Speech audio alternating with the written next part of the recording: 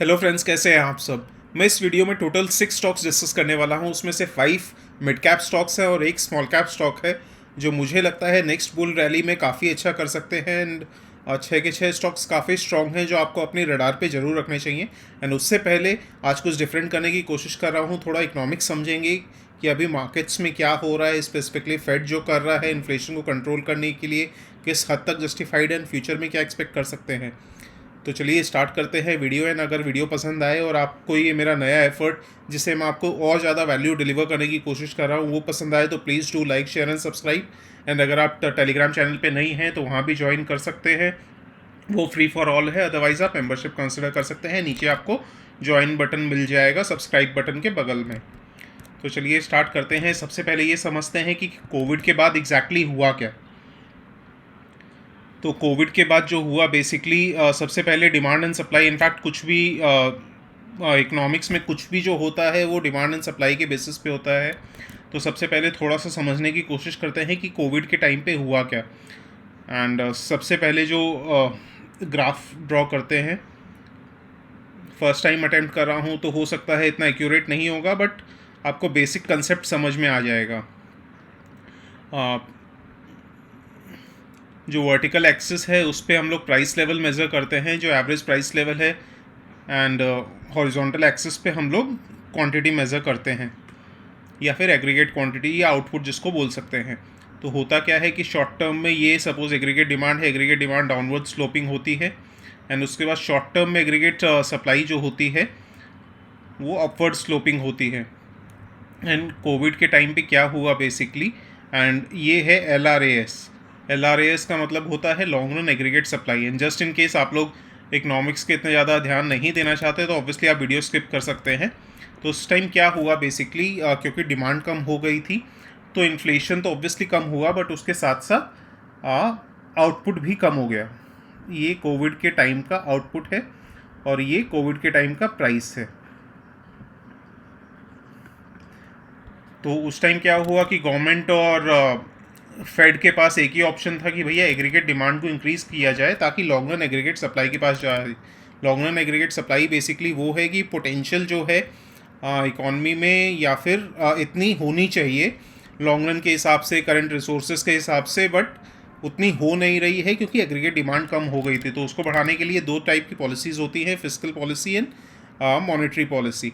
And fiscal policy जो होती है उससे गवर्नमेंट अपना एक्सपेंडिचर या फिर टैक्सेस चेंज करके एग्रीगेट डिमांड को इन्फ्लुएंस कर सकती है। और या फिर होता है मॉनेटरी पॉलिसी जो होती है वो सेंट्रल बैंक, जैसे यूएस में फेड है, यहाँ पे आरबीआई है, वो मनी सप्लाई को रेगुलेट करके चेंज करती है। फॉर एग्जांपल कोविड के टाइम के बाद क्योंकि एग्रीगेट डिमांड कम हो गई थी तो फोकस था ग्रोथ लाने पे, आउटपुट बढ़ाने पे। तो इसलिए फेड ने भी अपने इंटरेस्ट रेट और कम की, और at the same time government ने अपने एक्सपेंडिचर बढ़ाए, जिसको हम लोग स्टिमुलस भी बोलते हैं। तो उसकी वजह से क्या हुआ, एग्रीगेट डिमांड धीरे धीरे इंक्रीज़ होने लगी।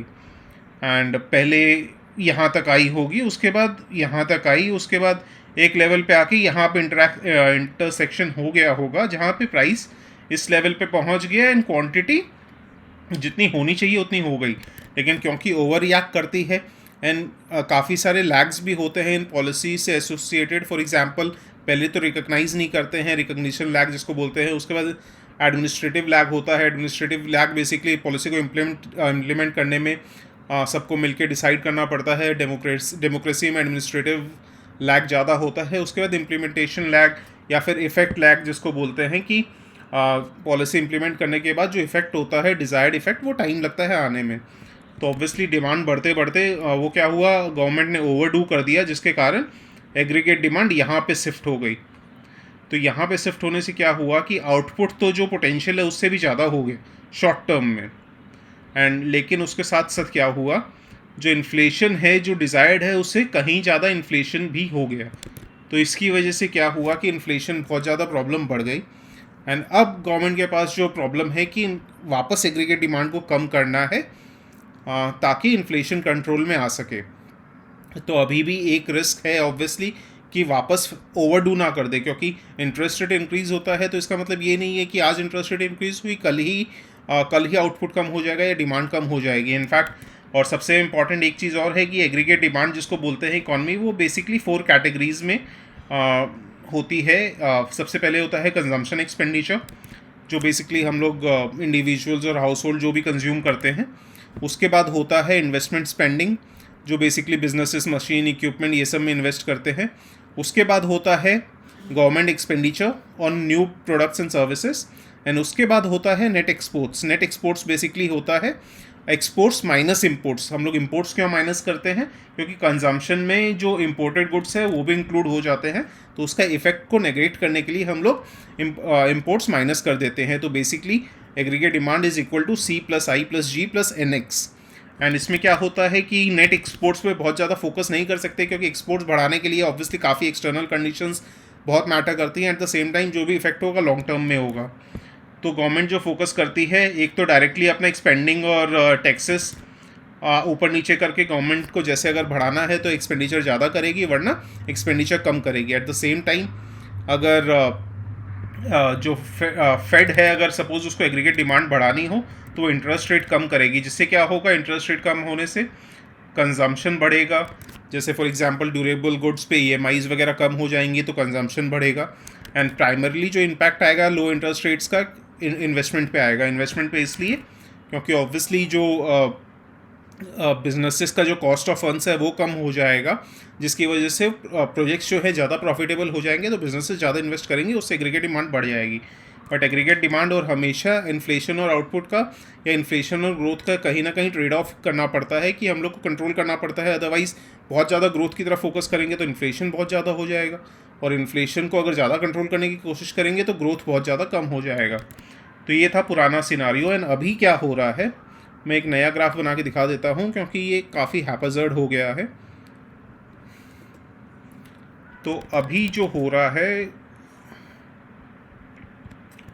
तो अभी इस चीज़ को समझिए। अभी जो हो रहा है वो ये हो रहा है, वापस वही सेम ग्राफ ड्रॉ करेंगे, प्राइस क्वांटिटी, ये है आपकी शॉर्ट रन एग्रीगेट सप्लाई, ये आपकी एग्रीगेट डिमांड, ये है आपकी लॉन्ग रन एग्रीगेट सप्लाई कि बेसिकली इतनी होनी चाहिए। एंड तो यहाँ पे अपने देख रहे हैं कि आउटपुट तो अपने को ज़्यादा मिल रहा है, लेकिन जितना पोटेंशियल है उससे भी ज़्यादा मिल रहा है, या लॉन्ग रन में जितना होना चाहिए उससे ज़्यादा मिल रहा है। But at the same time inflation भी हो रहा है, क्योंकि इन्फ्लेशन यहाँ कहीं होना चाहिए, जबकि इन्फ्लेशन यानी प्राइस लेवल बहुत ज़्यादा बढ़ गया है। तो इसको कंट्रोल करने के लिए अभी गवर्नमेंट जो है अपना एक्सपेंडिचर कम कर सकती है या टैक्सेस बढ़ा सकती है, बट गवर्नमेंट ऐसा करेगी नहीं, क्योंकि काफ़ी सारे पॉलिटिकल मोटिव्स होते हैं। काफ़ी सारे गवर्नमेंट के एक्सपेंडिचर नॉन डिस्क्रिशनरी होते हैं, जैसे for example unemployment insurance, social security जो यूएस में होता है। तो उसकी वजह से गवर्नमेंट अपना एक्सपेंडिचर जनरली कम नहीं करती है। तो मोस्टली जो ओनस है वो आ गया है फेड पे, एंड फेड का जो फोकस है वो ये इंटरेस्ट रेट मनी सप्लाई कम करे, ताकि इंटरेस्ट रेट बढ़े, एंड इंटरेस्ट रेट बढ़ेंगे तो कंजम्पशन कम होगा, इन्वेस्टमेंट कम होगा, जिसकी वजह से एग्रीगेट डिमांड कम होगी। तो चलो ठीक है, एग्रीगेट डिमांड कम हो रही है, बट ये समझिए कि कुछ टाइम का गैप रहता है या लैग रहता है। तो फेड अगर इंटरेस्ट रेट बढ़ा रहा है तो या डिमांड कम हो रही है, लेकिन उसमें थोड़ा टाइम लग रहा है। तो सपोज़ अज्यूम करते हैं कि चलो एग्रीगेट डिमांड आज जो डिज़ायर्ड लेवल है वहाँ तक आ गई,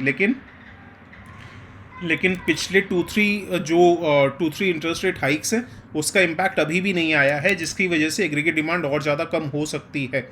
तो जिसकी वजह से क्या होगा कि इन्फ्लेशन तो ज़्यादा कम हो जाएगा जितना डिज़ायर्ड है उससे भी, लेकिन आउटपुट जितना चाहिए उससे भी कम हो जाएगा। तो ये प्रॉब्लम है, and I am very grateful कि फेड इस चीज़ को रिकॉग्नाइज़ कर रही है। एंड धीरे धीरे, जैसे कल ही जो पावल जी हैं फेड के चेयरमैन, उन्होंने कहा है कि अब फ्यूचर इंटरेस्ट रेट हाइक कम होंगे। दैट मीन्स, नहीं तो अदरवाइज़ ऐसा हो सकता था कि इन्फ्लेशन तो हद से ज़्यादा कंट्रोल हो जाता, बट सारी यूएस और बाकी वर्ल्ड इकॉनमीज़ भी रिसेशन में चली जाती हैं, एंड आउटपुट जितना कम होना चाहिए था उससे भी ज़्यादा कम हो जाता। तो एटलीस्ट फेड इस लैग्स को रिकॉग्नाइज़ कर रही है, जिसकी वजह से आई थिंक चांसेस है कि थोड़ा सा टाइम दे से इन्फ्लेशन तो कंट्रोल में आएगा ही। एंड सबसे इंपॉर्टेंट चीज़ है कि आउटपुट के ऊपर जितना नेगेटिव इम्पैक्ट होना चाहिए उतना ही होगा, उससे ज़्यादा नहीं होगा, क्योंकि फेड अगर ओवरडू कर देती है तो प्रॉब्लम हो सकती है सारी इकॉनमीज़ के लिए। तो चलिए ये कंसेप्ट यहीं ख़त्म करते हैं। आई होप आपको ये मेरा एफर्ट पसंद आया होगा, और ज़रूर लाइक करिएगा, सब्सक्राइब करिएगा अगर मेरी ये न्यू अटेम्प्ट आपको अच्छी लगी हो, एंड स्पेसिफिकली जो लोग सीखना चाहते हैं। अदरवाइज़ चलिए अब आते हैं डायरेक्ट मार्केट की अंडरस्टैंडिंग पे एंड स्टॉक्स पे। तो सबसे पहले FIIs आज 1500 करोड़ के नेट सेलर्स थे।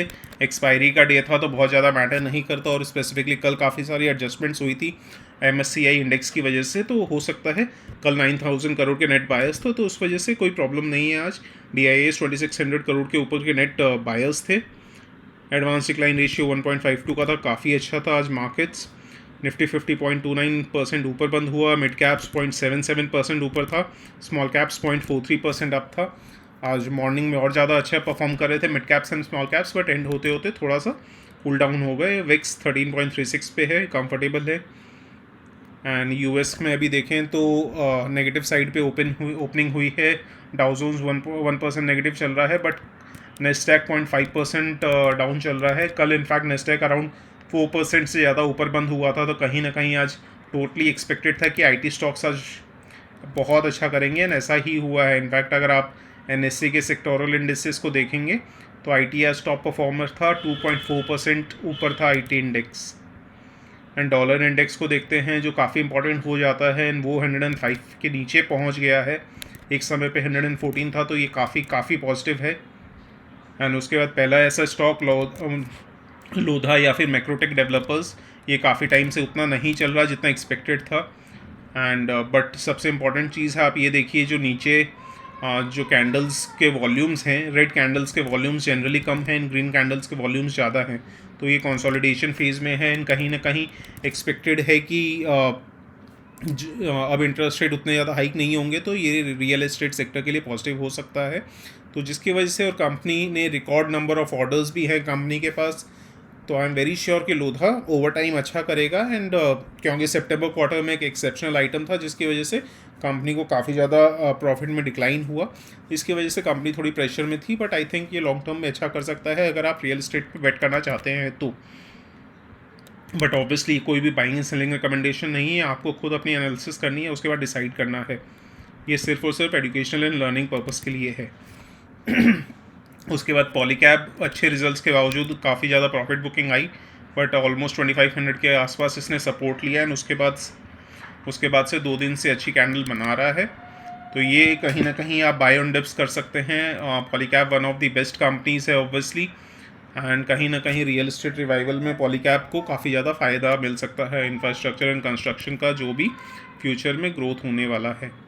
उसके बाद पॉलीकैब की पीयर कंपनी KEI इंडस्ट्रीज़, ये अगेन काफ़ी स्ट्रॉन्ग लग रही है।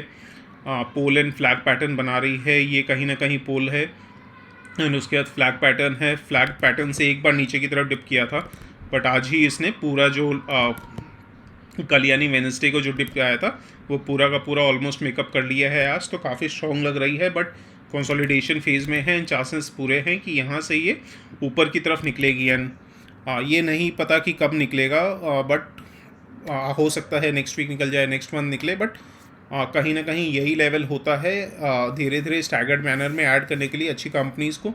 एंड भागने के बाद जब आप ऐड करना चाहते हैं तो रिस्की हो जाता है किसी भी चलती हुई ट्रेन या बस में चढ़ने की कोशिश करना।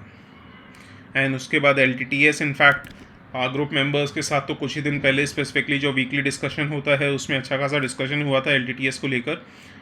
किसी मेंबर ने पूछा था आप समय कौन से स्टॉक पे फोकस कर रहे हो, मैंने कहा था मैं LTTS पे फोकस कर रहा हूँ। And compare to other IT companies जैसे केपेट, Tata Elxsi, specifically mid cap IT companies में LTTS काफ़ी अच्छा कर सकती है। वैल्यूएशन वाइज काफ़ी ज़्यादा रीजनेबल थी compare to KPIT and Tata Elxsi, तो इस वजह से आज ऑलमोस्ट मोर देन 9% ऊपर बंद हुई है। नीचे आप वॉल्यूम्स देखेंगे तो नीचे वॉल्यूम्स फिनोमिनल थी, तो कहीं ना कहीं ये स्टॉक भी बाय ऑन डिप्स कर सकते हैं आप लॉन्ग टर्म के लिए। उसके बाद one of my favourite shares RHI Magnesita. In fact 2022 में मैंने सबसे ज़्यादा इन्वेस्टमेंट RHI मैग्नीजिटा में ही किया है। जैसे मैंने रील बना के भी बताया कि 1000 शेयर्स लिए थे पहले 534 के प्राइस पे, जो मैंने ओरिजिनली आप लोगों के लिए भी वीडियो बनाया था। उसके बाद अच्छे 700 क्रॉस कर गया था, अच्छे रिजल्ट्स आए, उसके बावजूद प्रॉफिट बुकिंग आई, करेक्शन आया, तो मैंने 1000 शेयर्स और ले लिए, एंड अभी काफ़ी टाइम से अच्छा परफॉर्म कर रहा है। इनफैक्ट अगर आप देखेंगे तो 4-5 कैंडल्स में थोड़ी रेड कैंडल्स में जिसमें वॉल्यूम्स नीचे आप देखें वॉल्यूम्स बहुत कम थी एंड थोड़ा बहुत प्रॉफिट बुकिंग आ रही थी, बट आज जो लास्ट 5 डेज़ में प्रॉफिट बुकिंग आई वो एक ही बार में रिकवर करके वापस 800 के पास चला गया है ये शेयर। ये शेयर भी पोल एंड फ्लैग पैटर्न बना रहा है, ये पोल है, ये फ्लैग है। एंड चांसेस तो हैं, ऑब्वियसली स्टॉक मार्केट में कंफर्म कुछ नहीं होता, बट चांसेस ये हैं कि कुछ दिन कंसोलिडेट करने के बाद ये वापस ऊपर की तरफ भाग सकता है। लॉन्ग टर्म के लिए स्पेसिफिकली जो इंटरनेशनल पेरेंट कंपनी है इसकी, वो इंडिया पे बहुत ज़्यादा फोकस कर रही है, क्योंकि उसको लग रहा है कि India next leg of growth company को प्रोवाइड करेगा RHI मैग्नीशिया को। तो इस वजह से मुझे ये लॉन्ग टर्म के लिए होल्ड कर रहा हूँ। इनफैक्ट मेंबर्स ने मुझसे पूछा भी था कि प्रॉफिट बुकिंग कर लेनी चाहिए। मैंने कहा आप थोड़ी बहुत प्रॉफिट बुकिंग कर सकते हैं, आप अगर आप चाहें तो। स्पेसिफिकली आपकी क्या व्यू है वो आपके ऊपर डिपेंड करता है, बट मैं इस शेयर को, इस कंपनी को लॉन्ग टर्म के लिए होल्ड करने वाला हूँ। ये नहीं कहता कि शॉर्ट टर्म में गिरावट नहीं आएगी, किसी भी शेयर में शॉर्ट टर्म में 5, 10, 15% की भी गिरावट आ सकती है, कोई बड़ी बात नहीं है। बट 3 to 5 ईयर्स के लिए मैं इस कंपनी को आराम से होल्ड कर रहा हूँ। एंड जो टेक्नोलॉजी रिफ्रैक्टरीज़ में यूज़ होती है वो काफ़ी स्पेशलाइज्ड होती है, कंपटीशन काफ़ी कम है, और एक कंपनी को भी इसने एक्वायर भी किया है, तो काफ़ी फोकस है लॉन्ग टर्म ग्रोथ के ऊपर कंपनी का। तो मैं इसको लॉन्ग टर्म के लिए होल्ड करने वाला हूँ। एंड अगर आप भी कंसिडर करना चाहें तो काफ़ी स्ट्रॉन्ग स्टॉक है, बट ऑब्वियसली थोड़ा सा रिस्की हो जाता है कंसिडरिंग कि लास्ट फ्यू वीक्स में ये अच्छा भागा है, but still buy on dips कर सकते हैं, अच्छी कंपनी है। बट ऑब्वियसली ये कोई भी बाइंग एंड सेलिंग रिकमेंडेशन नहीं है।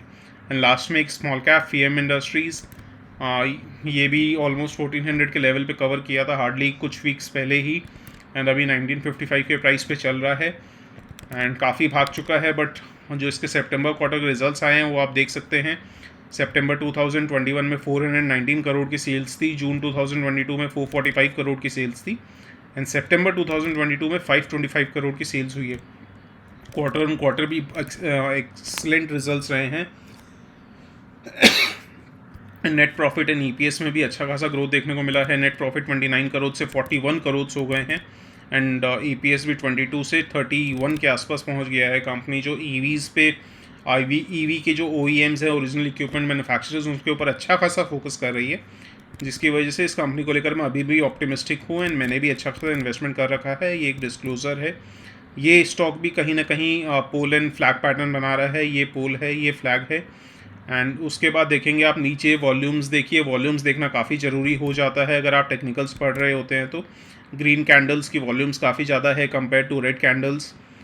तो ये अगेन कंसोलिडेशन फेज़ में है। जो ये 2000 के आसपास का लेवल है, 2040 के आसपास का लेवल है, वहाँ पे इसको स्टिफ रेजिस्टेंस मिल रहा है। एक बार वहाँ पे टच किया, वापस इसमें थोड़ा सी प्रॉफिट बुकिंग आ गई। सेकेंड टाइम यहाँ टच किया, उसके बाद वापस थोड़ी सी प्रॉफिट बुकिंग आ गई।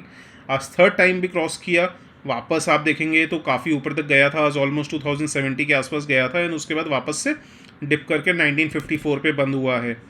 तो यहाँ पे स्ट्रॉन्ग रेजिस्टेंस मिल रहा है, बट किसी भी एक रेजिस्टेंस पे अगर बार बार कोई भी स्टॉक जाके हिट कर रहा है तो वो रेजिस्टेंस वीक हो जाता है। तो हो सकता है कि वापस थोड़ी सी प्रॉफिट बुकिंग आ जाए 1930 या 1900 तक, बट उसके बाद अगर ये वापस अगर ऊपर की तरफ भागने की कोशिश करता है तो चांसेस पूरे हैं कि रेजिस्टेंस ब्रेक कर देगा। एंड RSI भी काफ़ी स्ट्रॉन्ग है, ऑलमोस्ट 64 के आसपास है। तो आप डेफिनेटली कंसिडर कर सकते हैं। वैल्यूएशन अभी भी रीज़नेबल है। प्राइस अर्निंग्स रेशियो आप देख सकते हैं 20 है, and price earnings growth ratio, price earnings के साथ साथ मैं सबसे ज़्यादा इंपॉर्टेंट फोकस करता हूँ प्राइस अर्निंग्स ग्रोथ रेशियो पे, क्योंकि वो ग्रोथ को भी इनकॉर्पोरेट करता है प्राइस अर्निंग्स में, जो 1.13 है, कंफर्टेबल है। तो चलिए, वीडियो शायद लंबा हो गया होगा, बट आई होप आपको कुछ नया सीखने को मिला होगा। इसी एफर्ट्स के साथ मैं लगातार वीडियोस बनाता रहूँगा आप लोगों के लिए। एंड वीडियो पसंद आया तो अगेन आप लोग प्लीज़ लाइक करें, शेयर करें, सब्सक्राइब करें। एंड इसी बात पे मिलते हैं नेक्स्ट वीडियो में। एंड कुछ SME IPOs भी मैं डिस्कस करता हूँ मेंबर्स के साथ। एंड अभी एक बहुत ही इंटरेस्टिंग IPO बाहेटी रिसाइकलिंग पुल के IPO था, उसमें मैंने पर्सनली भी अप्लाई किया है। मेंबर्स को इससे भी बात हुई थी, काफ़ी इंटरेस्टिंग IPO लग रहा है। तो आप डेफिनेटली, कहने का मतलब ये है, आप मेंबरशिप कंसिडर कर सकते हैं एडिशनल वैल्यू के लिए। अदरवाइज़ ऑब्वियसली मैं आप लोगों के लिए ऐसे इंटरेस्टिंग वीडियोस बनाता रहूँगा, एजुकेशनल वीडियोस बनाता रहूँगा। चलिए, thank you so much for joining. मिलते हैं नेक्स्ट वीडियो में।